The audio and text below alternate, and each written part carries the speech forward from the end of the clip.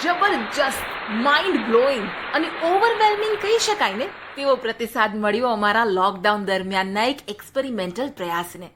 અમે team સ્ત્રીયાર્થે organise કર્યું એક વર્ચ્યુઅલ કવિ સંમેલન, એક યુનિક વિડીયો કોન્સેપ્ટ જેમાં સ્ત્રી લેખકોએ આપી એકાબીજાને એક કાવ્યાત્મક ખો, પેન પકડી અને પકડાવી, જેમાં 3 દેશ અને વિવિધ શહેરોની 21 કવિયત્રીઓએ રજૂ કરી સ્ત્રી વિષયક કવિતાઓ. ફેસબુક પેજ, પ્રોફાઇલ, ગ્રુપ અને યુટ્યુબ ચેનલો થકી અમને મળ્યા લગભગ 15,000 વ્યુઅર્સ, પ્રેક્ષકો અને પ્રોત્સાહકો. એટલે આ વખતે અમે આવી ગયા છીએ એક બીજા ફ્રેશ કોન્સેપ્ટ સાથે. સાવ અચાનક કૂંપણ પણ નથી ફૂટતી. સાવ અચાનક કૂંપણ પણ નથી ફૂટતી. જમીનમાં ક્યાંક બીજ પડેલા હોય છે. અને આ વાતને આધારે અમે લાવ્યા છીએ આપના સમક્ષ 25 માઇક્રોફિક્શન્સ, જેમાં દરેક વાર્તાકાર પોતાના પ્રોત્સાહક બળ, જેમના કારણે તેઓ વાર્તા સાંભળતા, લખતા કે વાંચતા થયા હોય, એમના માટેની એક વહાલસભર અને આદરસભર થેન્ક યુ નોટ રજૂ કરશે અને પછી પોતાની એક સચોટ માઇક્રોફિક્શન રજૂ કરશે. બાય ધ વે, સ્ત્રીયાર્થ પુસ્તકના 5મા ભાગ માટે આપની 900 શબ્દ સુધીની ટૂંકી વાર્તા આવકાર્ય છે. અમારી યુટ્યુબ ચેનલ પર ખૂબ સુંદર અને સાવ ટૂંકી ગુજરાતી ઓડિયો વાર્તાઓ પણ અપલોડ કરી છે. તમને ચોક્કસ ગમશે. જો ઇન્ટરેસ્ટ હોય તો કાન ધરશો અને ચેનલને સબસ્ક્રાઇબ કરવાનું ના ચૂકશો. આજના પ્રોગ્રામનું ટાઇટલ છે ટૂંકમાં કહું તો. તો ચાલો માણીએ માઇક્રોફિક્શન્સનો ખજાનો બાય ટીમ સ્ત્રીયાર્થ. એન્જોય. નમસ્કાર. મને એમ લાગે છે કે કલા લોહીના સંસ્કારમાંથી જન્મે છે અને પછી બાહ્ય પરિબળોથી પરિપક્વ થાય છે. શું અભણ માતા પિતા તમારા પ્રેરણા મૂર્તિ હોઈ શકે? હા, આ મારા માતા પિતા છે, જેઓ મારા પ્રેરણા મૂર્તિ રહ્યા છે. તેઓ ભણેલા ન હતા. માતા પિતા, ભાઈ બહેન, ગુરુજનો આ બધા પાસેથી મળેલા સંવેદનશીલતાના સંસ્કાર જ્યારે અવતરવા મથે ત્યારે કશુંક લખાતું હોય છે. હું શશિકલા ધંધુકિયા ભાવનગરથી રજૂ કરું છું માઇક્રોફિક્શન, જેનું શીર્ષક છે હલકું લોહી. ઘરે પાછા ફરતા શેઠ ચમનલાલના સ્કૂટરને પાછળથી મોટર ચાલકે જોરદાર ટક્કર મારી. શેઠના માથામાંથી ખૂબ લોહી વહી ગયું. 108માં હોસ્પિટલ પહોંચાડવામાં આવ્યા. નોકર મગનને ખબર પડતાં જ તરત જ હોસ્પિટલ દોડી ગયો. ડૉક્ટર ચિંતામાં હતા. AB નેગેટિવ બ્લડ ક્યાંથી મળે? મગનથી પૂછાઈ ગયું. ડૉક્ટર, મારું લોહી ચાલશે? મગનના લોહીથી ચમનલાલ શેઠ બચી ગયા. ચંપા શેઠાણી આભાર માનતા ઓછા થતા હતા, પરંતુ મગનના કાનમાં હજી એ શબ્દો પડઘાતા હતા જ્યારે પોતે લોકડાઉનની આર્થિક ભીસ વચ્ચે શેઠ પાસે થોડીક રકમ લેવા ગયો હતો અને ત્યારે પાછા ફરતા, નિરાશ થઈને પાછા ફરતા એના કાને જે શબ્દો અથડાયા હતા, હાળા હાવ હલકા લોહીના, માગવામાં શરમ જ નહીં. અસ્તુ. નમસ્તે, હું યામિની વ્યાસ. આજે એક લઘુ વાર્તા કહેવા જઈ રહી છું. વાર્તા લખવાની શરૂઆત મેં કેવી રીતે કરી અને એની પ્રેરણા કોણ છે જાણવું છે? આ છે મારો દીકરો સાહિલ અને આ છે દીકરી અનેરી. બંને નાના હતા ને ત્યારે રોજ વાર્તા સાંભળવા જોઈએ. હવે નવી વાર્તા હું ક્યાંથી લાવું, એટલે હું જ બનાવીને કહેતી. કદાચ એટલે જ વર્ષો પછી હું વાર્તા લખતી થઈ. આજની વાર્તાનું શીર્ષક પ્રપોઝ. વારંવાર પ્રપોઝ ઠુકરાવતા કવિતાને એસિડ એટેકના ભોગ બનવું પડ્યું. પરંતુ હિંમતવાળી હતી, બેઠી થઈ ગઈ. પગભર થવાનો નિર્ણય કર્યો, પરંતુ એના કદરૂપા ચહેરાને કારણે ક્યાંય નોકરી નહીં મળી. પછી એણે અંધજન શાળામાં રીડર અને રાઇટરની સેવા આપવા જવાનું શરૂ કર્યું. ત્યાં એને ખબર પડી કે એક દ્રષ્ટિવિહીન લેખકને ત્યાં રાઇટરની જરૂર છે. એ ત્યાં ગઈ. એને નોકરી મળી ગઈ. લેખક બોલતા અને લખતી. આમ ને આમ તો ઘણી બધી નવલકથાઓ લખાઈ, બેસ્ટ સેલર બની, પારિતોષિકો પણ ખૂબ મળ્યા. બંનેને એકબીજા સાથે ફાવી ગયું હતું. એક નવલકથાની શરૂઆતમાં જ નાયક નાયિકાને પ્રપોઝ કરે છે કે તું મારી સાથે લગ્ન કરીશ. આ સંવાદ સાંભળીને કવિતા અટકી ગઈ, પરંતુ લેખકે કહ્યું, બરાબર છે, આ સંવાદ મેં જ તને કહ્યો છે. હું તને પ્રપોઝ કરું છું. મારી સાથે લગ્ન કરીશ? કવિતાને ના પાડવાનો કોઈ સવાલ જ નહોતો. બંને એકબીજાને પસંદ કરતા જ હતા. લગ્ન થઈ ગયા. લગ્નની પહેલી રાત્રે કવિતાએ લેખકને કહ્યું, તમે મારો ચહેરો નથી જોયો ને? વાત અટકાવતા જ લેખકે કહ્યું, મેં તારું રૂપાળું હૃદય જોયું છે, મન જોયું છે. પણ સાચી વાત કહું, તું જ્યારે નોકરીએ આવીને પહેલી વખત, ત્યારે મારી આંખોમાં સિવિયર ઇન્ફેક્શન હતું. પછી ધીરે ધીરે મટી ગયું. મને બધું જ દેખાય છે, બધું જ, તારો ચહેરો પણ. નમસ્તે. નાનપણમાં મેં વાર્તાઓ બહુ સાંભળી નથી, પણ વાંચી ખૂબ જ છે. જેવા 2-4 રૂપિયા હાથમાં આવતા કે દોડીને પહોંચી જતી ફૂલછાપ કે ચંપક ખરીદવા માટે, અને પછી એનું શબ્દ અને ખૂણે ખૂણો વાંચી નાખતી. નાનપણમાં મેં ભલે વાર્તાઓ ન સાંભળી, પણ અત્યારે હું સાંભળું છું આખો દિવસ.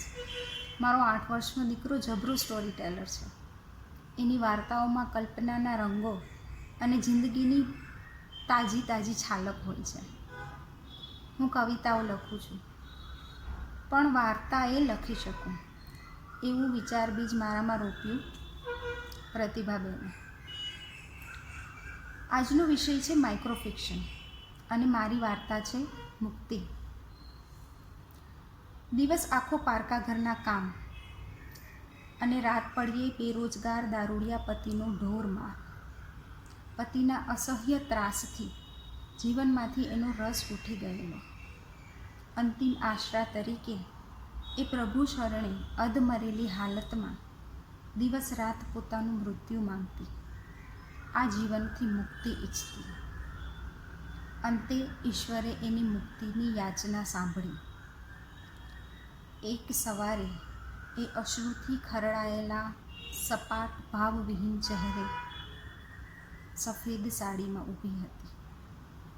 આ મારા બા, જેમણે મારામાં કવિતા, વાર્તા અને માનવતા આરોપી. આગળ જતાં મારી મોટી બેન કીર્તિબેનની આંગળી પકડીને હું લાઇબ્રેરીમાં અને કવિ સંમેલનોમાં જતી થઈ, અને સમય આગળ વધતાં મારું લેખન કાર્ય શરૂ થયું, જેમાં મારી દીકરી મેઘા મારી સફરમાં જોડાઈ. મારી દરેક કૃતિની એ પ્રથમ શ્રોતા બની રહી અને સ્ત્રીયાર્થની સફરમાં સાથીદાર રહી. હું ગુજરાતી લેખક મંડળમાં 10 વર્ષથી જોડાયેલી છું, અને એ માહોલે મારા પ્રતિબદ્ધ લેખનને પોષ્યું છે, સંવાર્યું છે. મારી માઇક્રોફિક્શનનું શીર્ષક છે ઝૂમ આઉટ. નાનકડી મંજુ બહુ ચપરાક હતી. એની માં ગૌરી નાની ઉંમરમાં વિધવા થઈ હતી અને ઘરકામ કરતી. ઘરકામ કરવા જતી ત્યાં મંજુને સાથે લઈ જતી. એ જે ઘરે કામ કરતી એ સીમાબેને દીકરીને કોઈ સારી સ્કૂલમાં બેસાડવાનું સૂચન કરતા ગૌરીએ કહ્યું કે તમારી વાત તો સાચી છે બુન, દીકરા મહેશ કરતાં મંજુ ઘણી હોશિયાર છે. દીકરો તો ટ્યુશનમાં જાય છે તોય મંજુને માર્ક વધુ આવે છે, પણ ખર્ચા વધી જાય ને. એ બધું મારા પર છોડ કઈ એમણે મંજુને રાઇટ ટુ એજ્યુકેશન હેઠળ પ્રવેશ પરીક્ષા અપાવડાવી. હજારો વિદ્યાર્થીઓમાં મંજુએ ટોપ કર્યું. શહેરની પ્રતિષ્ઠિત પ્રાઇવેટ સ્કૂલમાં પ્રવેશ મળી ગયો.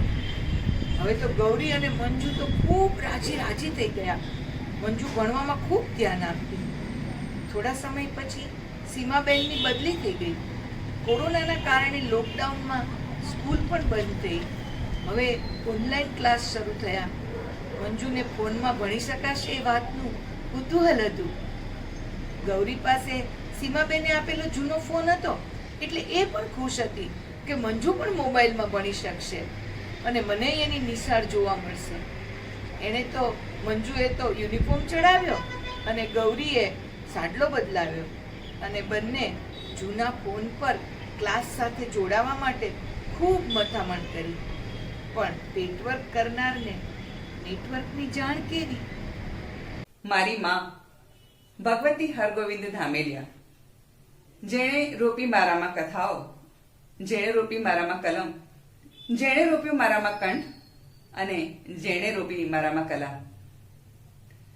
તો માઇક્રોફિક્શનનું શીર્ષક છે ફરજ.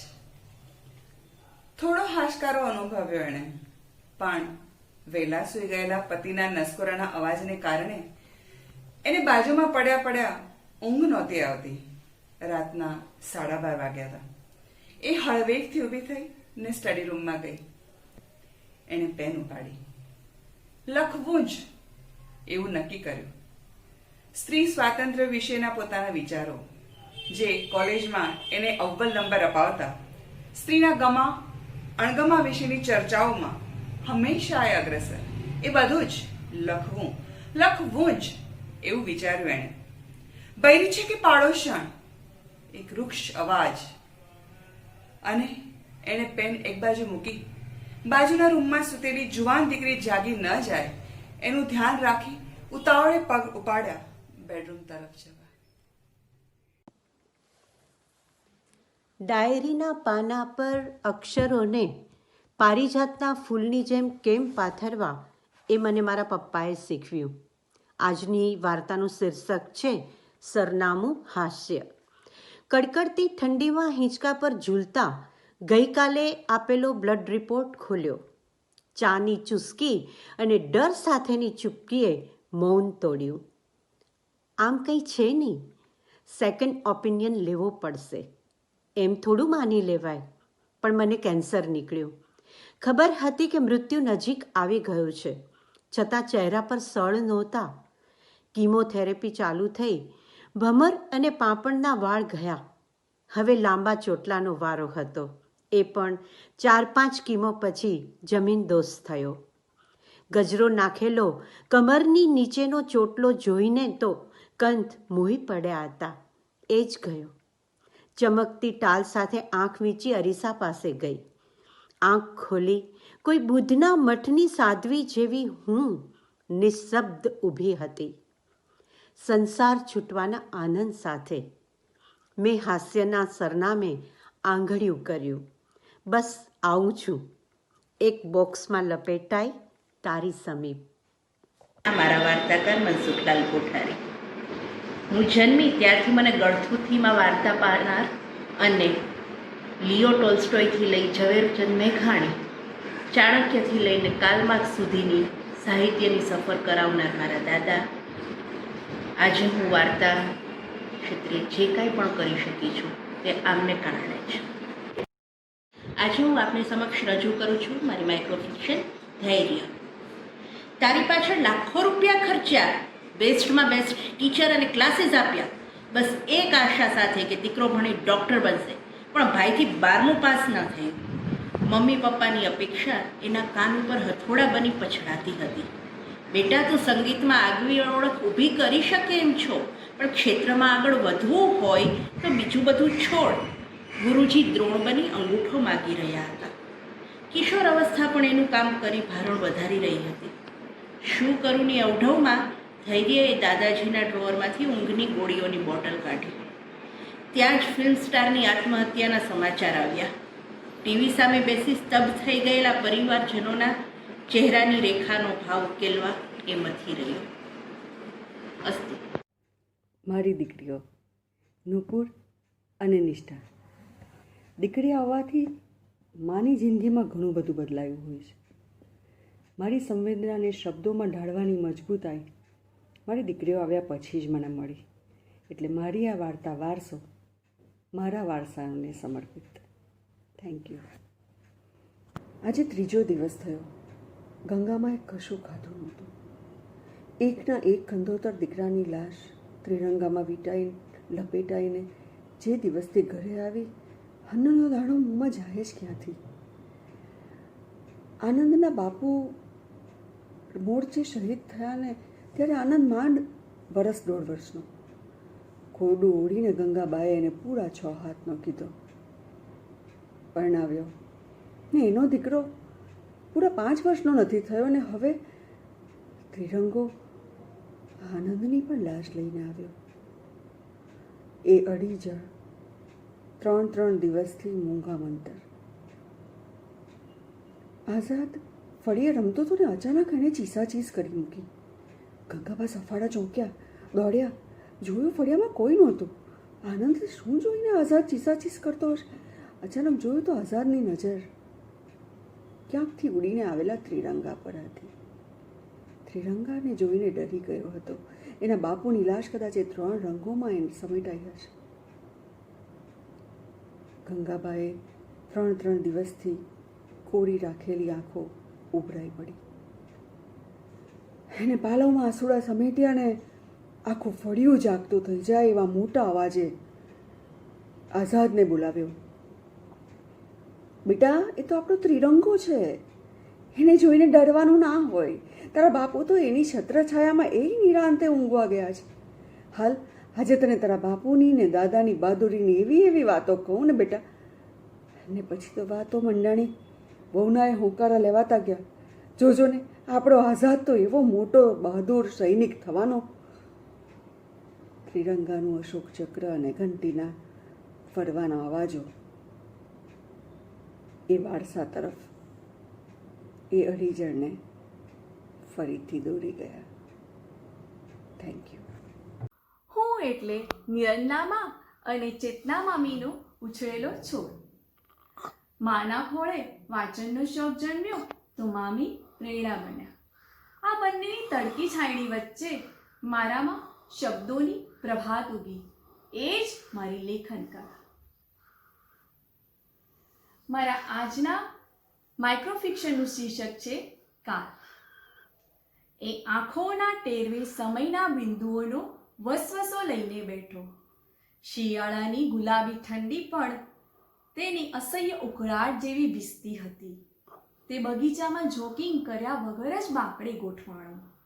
તેની કેટલીક કાલ છૂટી ગઈ હતી. એ જોગિંગની બાજુ પર મૂકી એણે કાલના હિસાબની જમા ઉધારની યાદી બનાવવામાં તેના મનને દોડતું કરી દીધું હતું. બગીચાની કર્કશ ચહલપહલ વચ્ચે પણ તેને એક મધુર ધ્વનિ સંભળાયો. બગીચાનો માળી ફૂલછોડની માવજત કરે જતો હતો અને મોજથી ગીત ગણગણે જતો હતો. શું હતું તેની પાસે? છતાં એક ઉદ્ગાર સાથે ઉજાસ વર્તાયો. તે તેના એક ગીતથી તેને કંઈક આપીને ગયો. છોડો કઈ કી બાतें, कल की बात पुरानी, नए दौर में लिखेंगे हम नई कहानी. પપ્પા, મા, દાદી, નાની, દાદીના બેન, પપ્પાના માસી, મારા માસી અને મારી માએ જે 30 વર્ષ નૈતિક સ્વાસ્થ્ય સંઘ સાથે કામ કર્યું એ દિવ્યાબેન મારા મા પછીના બીજા મા. એ લોકો પાસેથી જે જીવનના અનુભવો સાંભળતી કે જે અત્યારે સાબિત થઈ મદદરૂપ થવાની બધી વાતો હતી એ મને વાર્તા ત્યારે લાગતી હતી, પણ અત્યારે એ પગલે હું એ બધા વિષયો યાદ કરતાં કરતાં વાર્તા લખવા પ્રેરાય છું, જેમાં પ્રોત્સાહન આપ્યું પ્રતિભાબેન ઠક્કરે. વાર્તા રજૂ કરું છું. શીર્ષક લાલ રંગે. આજે ગામમાં મંત્રીજી આવવાના છે. નારી નિકેતનનું ઉદ્ઘાટન કરવાના છે. માસિકમાં વાપરવા પેડનું વેન્ડિંગ મશીન પણ મુકાશે. ગામને વિકાસના નકશા પર સ્થાન મળશે. મંત્રીજીના ગામની રોનક બદલાઈ જશે. મંત્રીજીનો હુકમ કે આખું ગામ લાલ ફૂલોના તોરણ સાથિયાથી શણગારાય, લાલ ગુલાલ ઉડાડવામાં આવે. લાલ રંગ શુભ ગણાય, કોઈ કચાશ ન રહેવી જોઈએ. મીડિયાવાળા પણ ખાસ ઉદ્ઘાટનમાં હાજર. લાલ ફૂલનો હાર મંત્રીજી 2 કલાક મોડા આવ્યા. લાલ ફૂલનો હાર, કંકુનું તિલકથી સ્વાગત થયું. હાર પહેરાવી કન્યા પાછી વળી.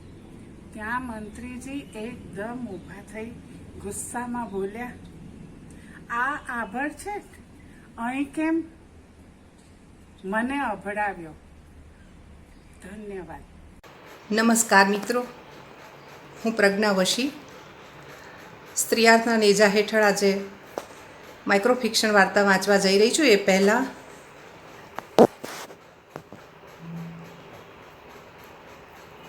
આ મારા માતા પિતા છે.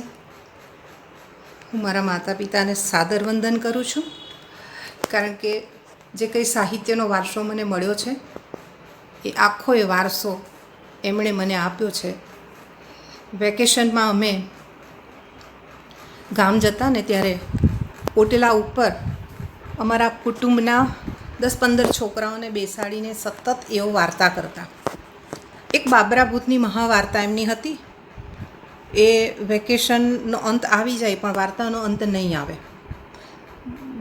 બીજા વેકેશનમાં ફરી ત્યાંથી વાર્તા શરૂ થાય, જ્યાંથી અધૂરી હોય ત્યાંથી. અચાનક એક દિવસ એઓ અમારી વચ્ચે નહીં રહ્યા, પણ એમની અધૂરી રહેલી વાર્તા મારે પૂરી કરવાની આવી અને મેં કલમ પકડી. આજે જે કંઈક મારી કલમ કે સાહિત્ય સાથેનું જે કંઈ નિસ્બત છે તે મારા પપ્પાને કારણે છે અને મારી મમ્મીને કારણે છે. મિત્રો, હું એમને વંદન કરીને મારી એક માઇક્રો ફિક્શન વાર્તા રજૂ કરીશ. ટેકો. એવા તે વળી કેવા હાથ ધ્રુજે છે પપ્પા, એવા તે વળી કેવા હાથ ધ્રુજે છે પપ્પા, કે ખાવાનું બધું ટેબલ ઉપર જ્યાં ને ત્યાં વેરાયેલું હોય ને આ ચા નતો રેલા.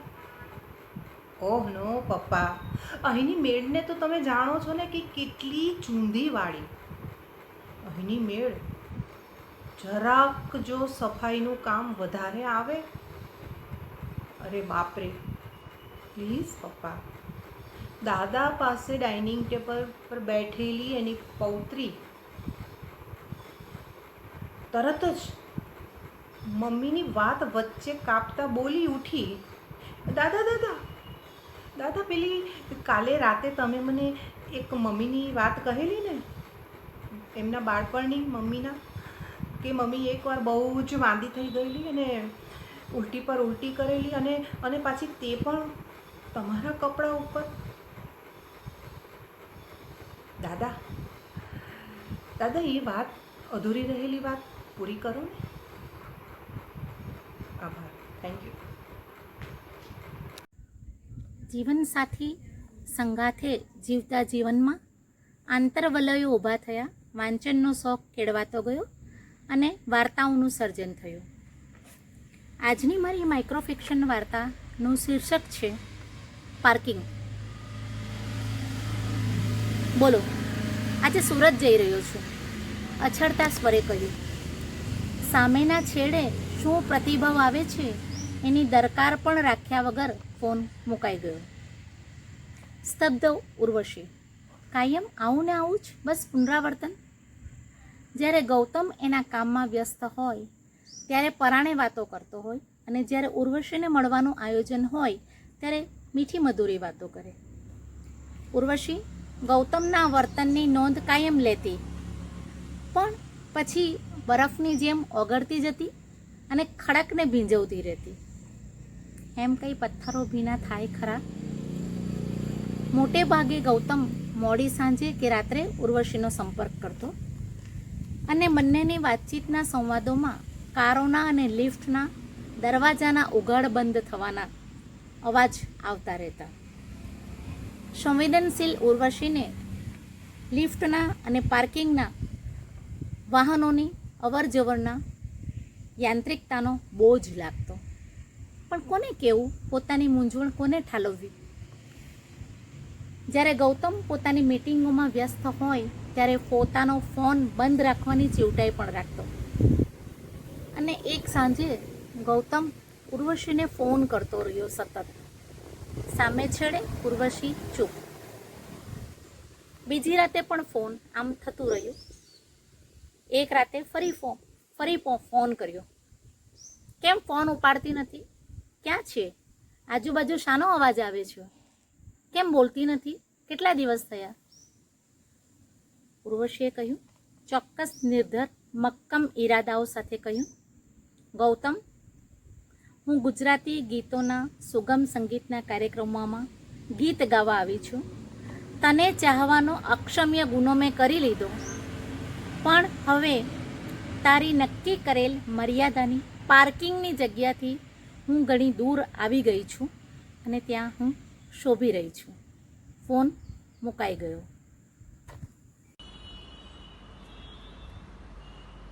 આ મારા બાપુ નાનપણમાં બકોર પટેલ, છક્કો મક્કો પોતાની બનેલી વાર્તાઓ રોજ બધા બાળકોને ભેગા કરીને સંભળાવે. એમને પોતાને પણ વાર્તા લખવાનો શોખ. એ શોખ મારામાં ઉતર્યો. તો મારી માઇક્રોફિક્શન વાર્તાનું શીર્ષક છે સમજણ. સીમા પિંકીને ઝૂ જોવા લઈ ગઈ. જો બેટા, આ પ્રાણીઓ પૂરાયેલા છે, તેમને છંછેડવાના નહીં. તેમને હેરાન કરીએ તો આપણા પર હુમલો કરી બેસે. સીમાએ પિંકીને કહ્યું, જોને મમ્મી, પાંજરામાં તેઓ કેટલા સુરક્ષિત છે. શું આપણા માટે પણ આવું પાંજરું બનાવાય? પિંકીની નજર સમક્ષ તેને લોલુપ નજરે જોતા, છંછેડતા, અડપલા કરતા તેના કાકા તરવરી રહ્યા હતા. તે સાંભળીને સીમા બોલી પડી, ના ના, આપણા માટે આવું પાંજરું ના બનાવાય અને તેમાં રહેવાય પણ નહીં. આઝાદી ઈચ્છનારે હુમલો કરતા શીખી જવું પડે. સમજાયું? નમસ્કાર.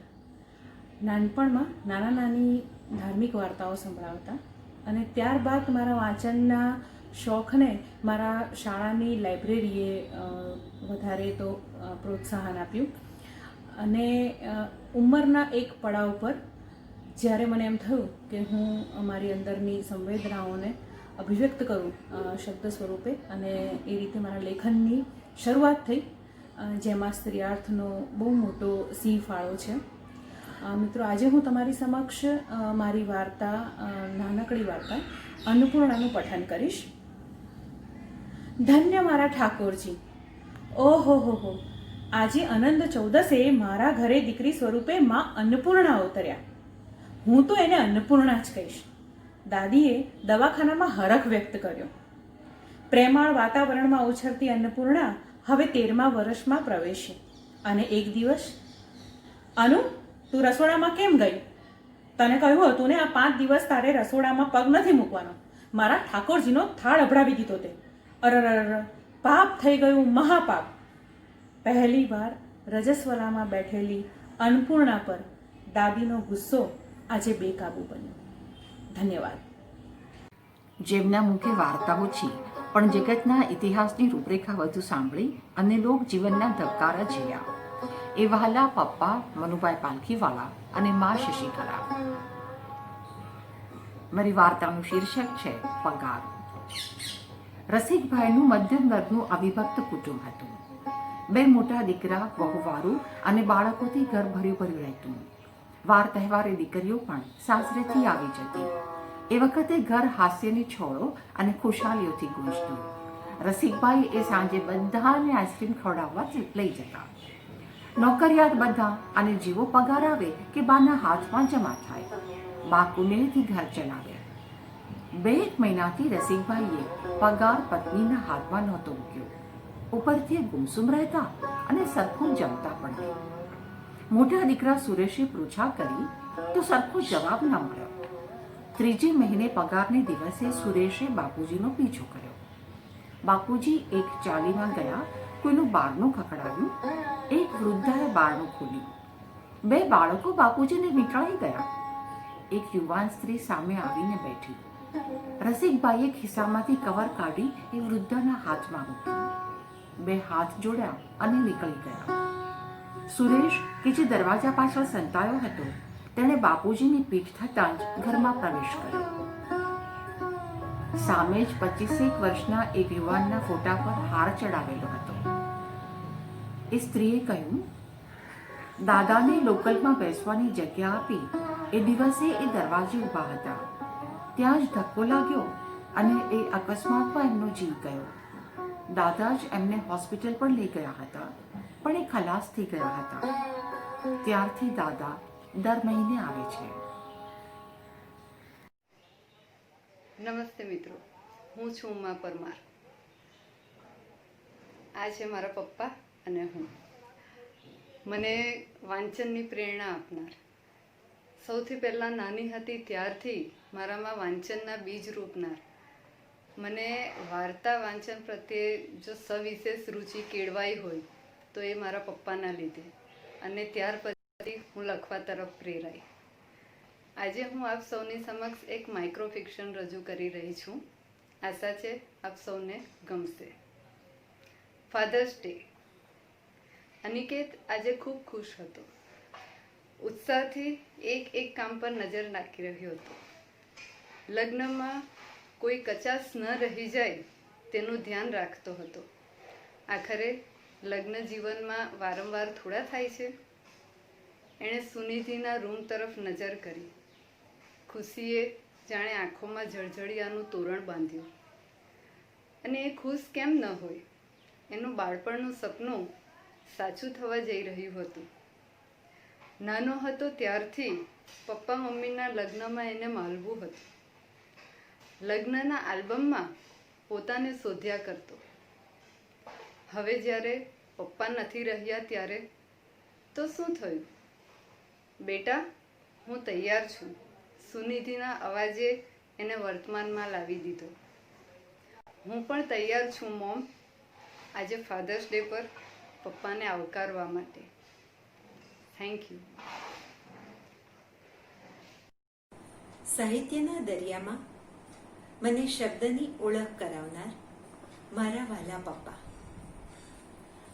માઇક્રોફિક્શનની મારી વાર્તાનો વિષય છે નારી તું નારાયણી. નીલા સાયકોલોજીના વિષય સાથે MA કરીને જેતલપુર ગામની કન્યાશાળામાં નોકરીએ લાગી હતી. વડોદરાથી અપડાઉન કરતી નીલાને મન વેતન કરતા ગામનો ઉદ્ધાર એ આદર્શ હતો. નિડરતા અને સત્ય એ એના લોહીમાં જ વણાયેલા હતા. શાળાના સંચાલક શ્રી નટુભાઈની કૃપા અને દ્રષ્ટિનું ત્રાજવું લાચાર અને જરૂરિયાતમંદ બહેનોની મદદ માટે હંમેશા તત્પર રહેતું. દંભી નટુભાઈએ નીલાના ચારિત્ર્યને અભડાવવાનો પ્રયત્ન કર્યો.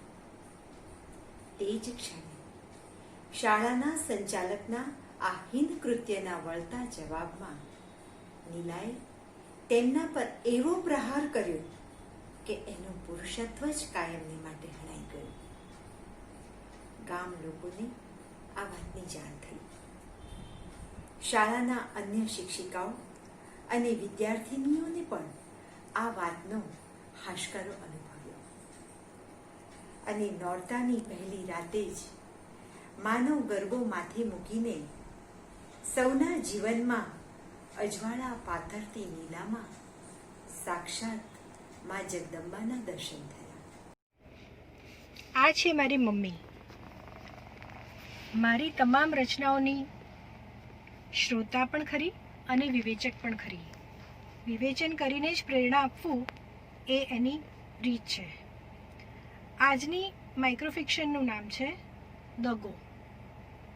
દગો? અરે, આ દગો થોડો કહેવાય. બસ બહુ સફર કરી ટ્રેક્ટરમાં, કેટલાય વર્ષોથી. હવે મારે વિમાનની સફર કરવી છે. આકાશ આંબવું છે, હવામાં ઉડવું છે. રાજ્યસભાની ચૂંટણીના આગલા દિવસે છેલ્લા કલાકમાં છેલ્લી 20 મિનિટ જ રાજકીય ભૂકંપ આવ્યો. ટ્રેક્ટરના નિશાનવાળી પાર્ટીના ધારાસભ્ય મંથનરાય વિમાનવાળા સત્તાધારી પક્ષમાં જોડાઈ ગયા. ખુરશી નહીં તો તૂટેલી ટીપોઈ તો મળશે. વફાદારી તો કૂતરાઓનો ગુણ છે. મનમાં ને મનમાં મલકાતા મંથનરાય ઘેર જવા નીકળ્યા. મનોમન ગણતરી પણ કરી જોઈ લાગેલી લોટરીની. ત્યાં જ મોબાઈલમાં મેસેજ બ્લિંક થયો અને ફૂલ એસીવાળી ગાડીમાં પણ એમને પસીનો છૂટી ગયો. એકનો એક વારસદાર કહેતો હતો, ડેડ, હું મારી વાઈફ સાથે મારા ફાધર ઇન લોના ઘરે રહેવા જાઉં છું કાયમ માટે. એમની કરોડોની મિલકત સાચવવા કોઈ વિશ્વાસુની જરૂર છે. મંથનરાય સ્તબ્ધ થઈ ગયા. એમના કાનમાં પડઘાયો ટ્રેક્ટર પાર્ટીના એક અદના કાર્યકરવાળા દ્વારા ધીમેથી બોલાયેલો શબ્દ, દગાબાજ. માં, મારી પ્રેરણા મૂર્તિ, આજે હું જે કંઈ થોડું ઘણું લખી શકું છું ને, એ હું માનું છું કે મારી માનો જ આશીર્વાદ છે. સદેહે એ મારી સાથે નથી, પણ અક્ષરદેહે મેં એને મારી સાથે જ રાખી છે. હું મારા દરેક લખાણમાં મારી માનું નામ લખું છું, દક્ષા રંજન. હવે મારી માઇક્રોફિક્શન. શીર્ષક છે હરખ. રાજુના દાદી ગુજરી ગયા. આખી સોસાયટીના લોકો ભેગા થઈ ગયા. રો કક્કડ થઈ ગઈ. જેવી નનામી નીકળી કે થોડી વારમાં આજુબાજુમાંથી બધા ખીચડી, શાક, રોટલા, રોટલી, થેપલા, અથાણું, આવું કેટલું બધું ખાવાનું આપી ગયા. રાજુના ઘરના અને જે કૌટુંબિક સગાઓ રોકાયા હતા ને, એ બધાએ પણ પેટ ભરીને વાળું કર્યું, તો પણ ઘણું બધું ખાવાનું વધ્યું.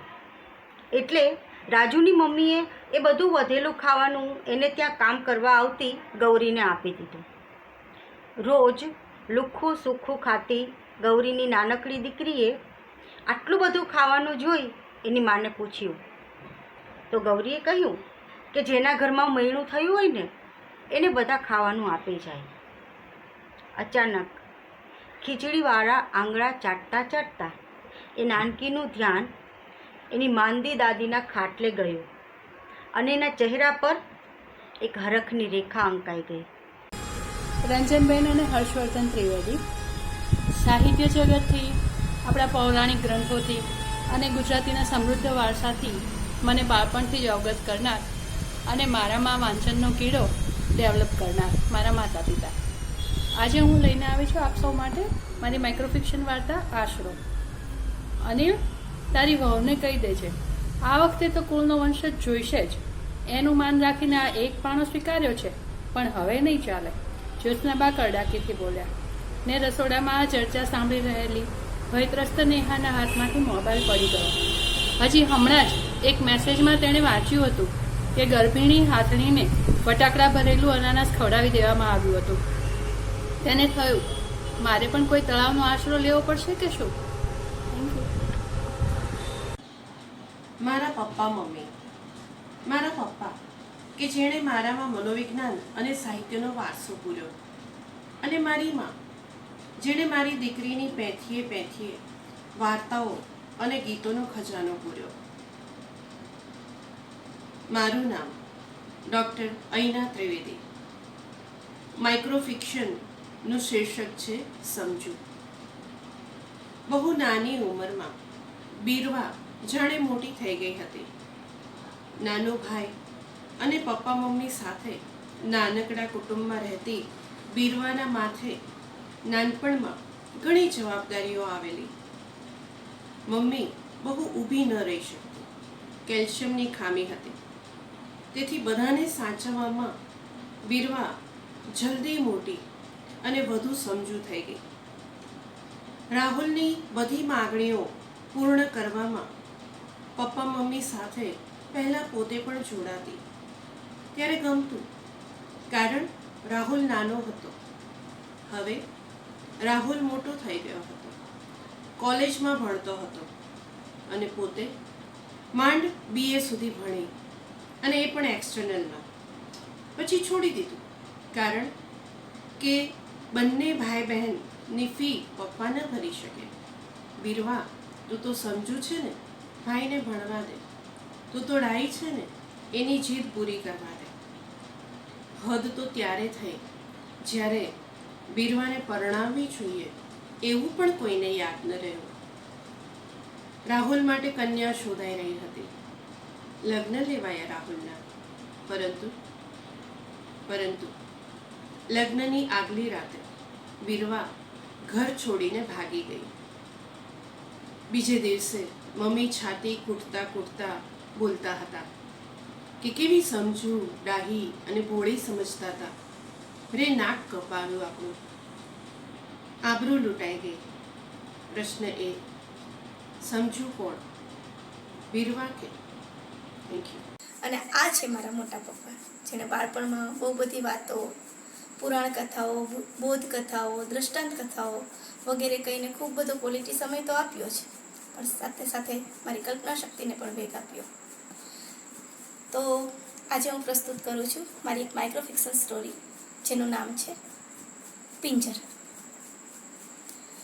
નિત નવા પાલતુ જીવ પાળવાના શોખીન પતિદેવ ગઈકાલે એક નાનકડું નિર્દોષ આંખોવાળું અને રંગીન પાંખોવાળું એક વિદેશી પંખી લાવ્યા. એને ખવડાવી પીવડાવીને ખુશ અને ચહેકતું રાખવાની જવાબદારી વિદિશાને સોંપવામાં આવી. વિદિશાને પણ પંખી ખૂબ ગમ્યું અને પછી બંનેએ મળીને એના પિંજરને બંગલાના કોરિડોરમાં આકાશ દેખાય એમ રાખ્યું. બીજે દિવસે મોડી સવારે કામકાજથી પરવારીને દાણા પાણી લઈને વિદિશા કોરિડોરમાં આવી. થોડાક કલરવની અપેક્ષા પણ હતી, પરંતુ ચો તરફ છવાયેલો સ્તબ્ધ સન્નાટો અને કાલનું ચણ એમનું એમ એક અકથ્ય ઉદાસીનતા ઘેરાઈ વળી હતી. જાણે પેલી ક્ષિતિજ તરફ મંડાયેલી પેલી નિર્દોષ આંખોની વિષાદી વિવશતા, વિદિશાની નિર્બળ વ્યાકુળતા અને આઝાદ ગગનની વિશાળતા હવે સમાંતરે હતા. વિદિશાએ હળવેકથી પિંજરાની બારી ખોલી નાખી. મારા પેરેન્ટ્સ એટલે મારામાં વાર્તાનું બીજ રોપનાર. અમારા જમાનામાં તો આમ થતુંથી માંડીને અત્યારે હું જે વાર્તાઓ લખી રહી છું એ તમામનું શ્રેય મારા પેરેન્ટ્સને જાય છે.